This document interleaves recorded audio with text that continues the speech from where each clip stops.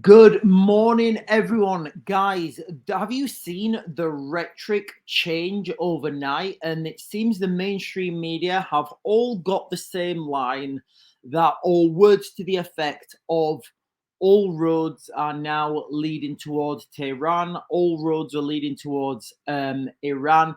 Everybody's talking about Iran and the possibility of Iran having nuclear weapons and how the Russians are helping them develop nuclear weapons and how Vladimir Putin shared nuclear secrets, whatever that means, with Tehran.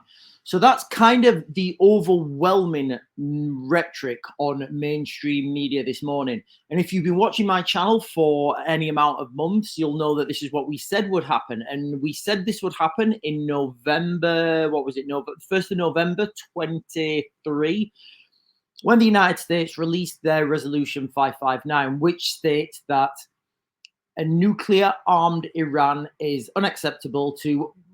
I'm going off my own head, guys. I'll put the link in the description. But basically, that says a nuclear armed Iran is unacceptable to the United States and it's unacceptable to security in that region. The resolution also goes on to say that the United States would support it. Basically, the United States would support anybody who is against Iran gaining a nuclear weapon, and they would take all steps necessary to prevent this happening. So, in light of what's happened now, do we see the direction that we're going? You know, it looks to me, and I don't think anybody, I don't think people can give a fair argument anymore that all roads are not leading towards Iran. Mainstream media. And again, the reality of the situation doesn't really matter. What matters is the perception and how the media are portraying this thing. So, the mainstream media are saying that Iran controls all the proxies in Hezbollah, the proxies, the Hamas proxies, the Houthi proxies, and they're saying that Iran is the overarching controlling, the controlling entity. So what you'll see, again, guys, this is my opinion, my speculation, a lot of my own analysis. I feel we're going to see this rhetoric increase and increase and increase. Remember, the Israelis have said they're going to retaliate to Iran for, for striking them with these long-range missiles. As I understand it, there's been no fatalities in Israel with this long-range missile strike. So you've got to start asking yourself, if Iran know then they're not going to be any casualties with these long-range missile strikes, and I would say that because previously their last long-range missile strike had a similar effect. These missiles were intercepted by the Israeli Air Force, by the US Air Force or Navy, I don't know which one it will have been, and the Royal Air Force. I don't know if there was anyone else in on that interception of those missiles, but if let's look at things from the Iranian side now. These guys, they've got to do something. They're getting themselves into a conflict now that they can't back out of, and that's just the way it's gone. They're in a situation now where they can't back out. They'll have their proxies asking for support. Their proxies, like we just said, the main three proxies for the Iranians at the moment are in the north of Israel, Hezbollah. In the south of Israel, you've got Hamas, and then you've got the Houthis, you've got the Yemeni Houthis, which are operating in, which are literally they're stopping the shipping lanes as and when they choose. But you've also got Iraqi Houthis now that can push across the border into Syria, and they can be on the border with the Golan Heights, in a matter of, I'd say less than a day it will take them to get from Iraq to that border. The roads are very bad in that region. There's like the main road they take. I think the best road to take is the northern corridor and then come down through Kobani and Mem Beach. But I don't know. Maybe there's a better route. So you've got all these regions now that are controlled by Iran. You've got all these regions that will be asking for assistance from Iran. That's the reality on the ground now. You'll have people phoning up, or using whatever communications channels they use, probably not pages. They'll be saying, listen, you guys need to support us. You guys need to send us money, weapons, anything you can.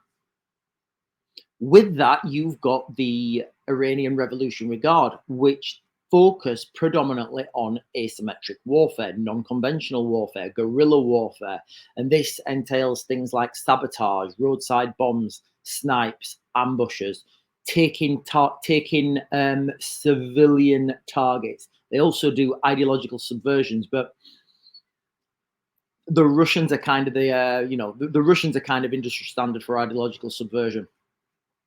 So if you put all this in the mix now, all roads are leading to Iran. We're going to see this rhetoric build up further and further and further until it's going to get to a situation where people are screaming out for an invasion of Iran.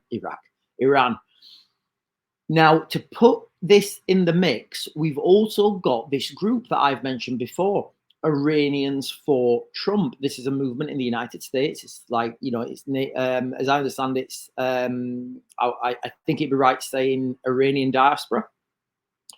Basically, people of Iranian heritage who live in the United States who had to flee. There's a lot of people. There's a lot of Iranians in the United Kingdom who had to flee in, what was it, like 1979. There, I've met some. There were some Iranians in the military when I was, when I was serving in the parachute regiment, and they were good, solid guys. Funny actually, because well, it's not funny for him, but one of the guys who was, I won't mention his name, but he'd signed off the military, so he was about to leave the military when the invasion of Iraq was due. He said, right, I'll come, but for the first 3 months, because then I'm leaving the military and I've got, I'm going out, I'm doing other things. So on the invasion of Iraq in 2003, he was actually in the military, but he'd signed off, but nobody could get him back out of the nobody could get him out of Iraq. So he ended up doing a full 6 months tour, or well, ended up being like 8 months, I think, 8 months in Iraq just for a laugh, I guess. But anyway, sorry guys, I digress. So that's where we're going at the moment, and it's all going to start hinging at some point in the United States. You're going to see this movement for pro-Trump Iranians, pro-United States Iranians. And, I've spoke to some Americans, and from sitting here in the United Kingdom, it looks very one-sided when you see Donald Trump up against Kamala Harris. When you think about these people being the leaders of the free world, certainly for me in the United Kingdom, I don't see how Kamala Harris can be a credible option. Like, I don't even know how she got vice president. But the reality is, the Americans I've spoke to, they've said that they think it's 50-50. And I'm like just astonished sitting here from the United Kingdom that this is actually 50-50. I don't know where these polls come from. I don't know if there's a silent majority in the United States like there is in the United Kingdom. Silent majority that comes out and votes and sways things, but they just don't bother voting on polls, or they're not the type of people that, because mainly most of these people are working when the people are with their little checklists walking in the town centre. Most of the people I would suspect vote for Trump are working 9 till 5, so they don't have time to go in the town centres. But anyway, so I don't see, in my opinion, how Kamala Harris can be a credible leader. Just imagine if, when we're in this war, of an industrial scale war, can you imagine Kamala Harris having to make tough, strong decisions about anything but the color of coffee cups? It's absolutely absurd that this is even a conversation. But anyway, what I see happening is this group, Iranians for Trump, gathering movement, gathering pace, then moving into Iran. And you could, not now, but I think round about the time of the election or just after the election, when they decide who's won, you will see a pro-American movement in Iran. And that movement will then be, it will be beat down. It will be subjugated by the IRGC. This will have international outcry. The Iranians will all of a sudden want democracy. Then the Iranians will, it'll come out that the Iranians are gathering material for a nuclear weapon. Then you're going to have the whole rhetoric of Resolution 559. And then this is going to, and don't forget, while this is happening, you've got today, right now, you've got the Israelis pushing north, pushing south, attacking, and they're just increasing their military strikes. They're going to strike Iran back at some point. So you've got all the build up to that point. You're going to have more and more escalations in the Middle East to a stage where Israel is going to be dealing with the proxies in and around that region. The United States will then go and do I think it's got to be an amphibious attack into Iran. And on that, I think they'll control. The first thing they would do is take control of the petroleum processing plants in the south of Iran on the in the Strait of Hormuz. Remember the Strait of Hormuz. That is a key location. Some estimates say that 20% of the world's oil passed through the Strait of Hormuz. It depends where you get your statistics, and it depends how you're calculating it. But it's between 10 and 20% of the world's oil passes through the Strait of Hormuz. A lot of that goes east to China, but there's also huge trade routes with cargo ships, trade routes with all sorts of stuff. So that whole region is, you can imagine if 20% of the world's oil just stops, or not stops, but the Iranians control where that goes. So that's the whole situation at the moment. The dust is starting to settle on the Iranian attack on Israel. Looks like it was unsuccessful. The Israelis, they're still pushing north and south into Lebanon, into Gaza.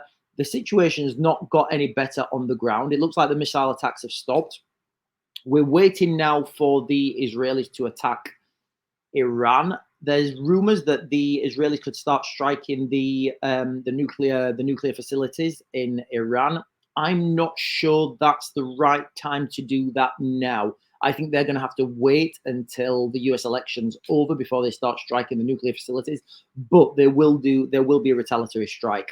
Anyway, guys, that is it. I've been going for almost 12 minutes. I try and keep these videos down to 10 minutes. That's it, guys. I'm going to mag to grid. I'm going to try and get this sorted later on today, so it doesn't just look like a load of plywood sheeting. But that's it, guys. The situation in the Middle East is going from bad to worse. Also, the situation in Ukraine, that's not getting any better, but I'll do another video on that later. Anyway, guys, I'm going to mag to grid, and I'll speak to you guys soon.